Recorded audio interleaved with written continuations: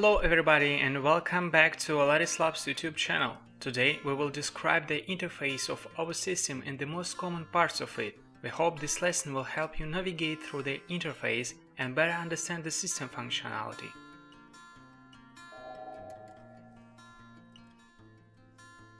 The system provides you with a set of tools that helps employees in everyday activity. The user interface is web-based. No other software installation is required. The interface is designed to work with recent versions of Mozilla Firefox and Google Chrome. Other browsers may not provide access to all system functions correctly. Most likely, your introduction to the system will start with a login page.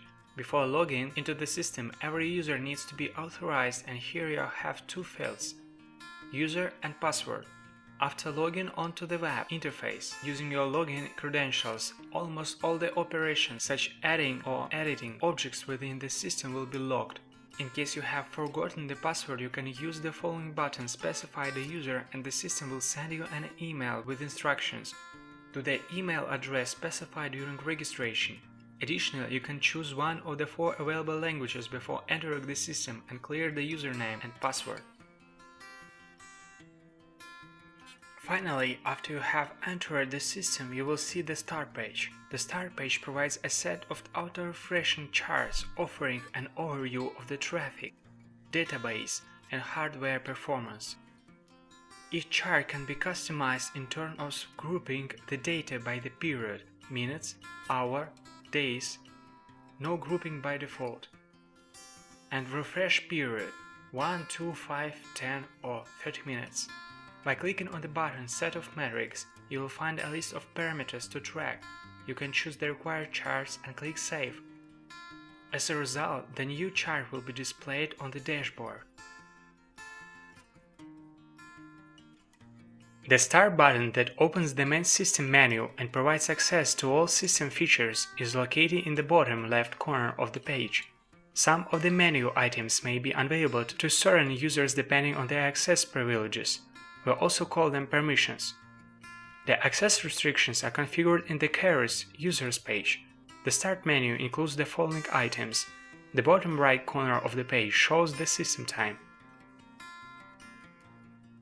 Now let's open any interface and an example and check it out. Let's open Carriers. Most of the pages that shows table will have the same structure. You can find an Add Edit panel on the right side, which can be hidden by clicking on the following button: Navigation toolbar and the table itself. In the table you will find list of objects, like carriers in our example, which can be filtered and sorted using the columns of the table. To filter the required object, specify the name of the carrier in the following filter, or use any other characteristics of an object in a specific column. You can also use special wildcard symbols. For example, in case you are looking for carriers whose names start with SA, start typing SA and use any of the following symbols. As a result, the system will filter all carriers that start with such letters. The same goes for situation when you need to find a carrier that SA at the end of the name. Other columns provide you with the list of attributes that can be used for filtering, as you can see on the screen. The list of objects can usually be sorted by any column. To do this, click on the column name. The system will sort the data in the table according to the column. Now, let's check out the toolbar.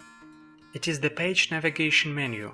You can see the number of pages and our current page number displayed here. You can open any page using the navigation or specify the exact page number. This is the refresh button. It serves to update all the data displayed in the table and check whether anything has been changed. As you can see, you can choose the number of objects to be displayed per page and the table. Once you choose an appropriate number, it's saved in the browser locker storage, but it can always be changed at your discretion.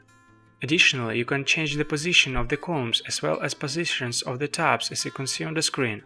The system will remember the configuration and it will be saved even you refresh the page and log in into the system again. Most pages also contain the following button that serves to download the table to Excel format, and the following button that serves to customize the current view by selecting columns to be displayed. Depending on the interface, the list of possible columns will differ, and you can always reset the table view by clicking on this button. When you click the Start button, you can see the feedback menu. It opens the dialog window that allows sending anonymous feedback regarding the interface. Use this form to tell us how we can improve the system. Note that this message will not create a ticket on the help desk. To receive feedback from the Alaris technical support, please create a ticket through the help desk web interface.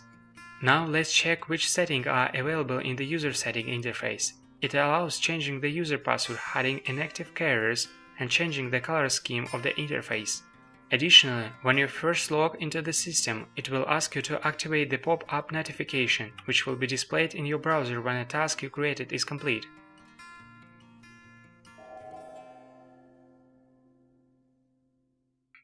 Well, these are all important details which we plan to cover in this video.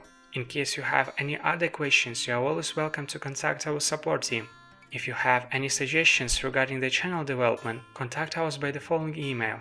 See you in the next lesson, and thank you for watching.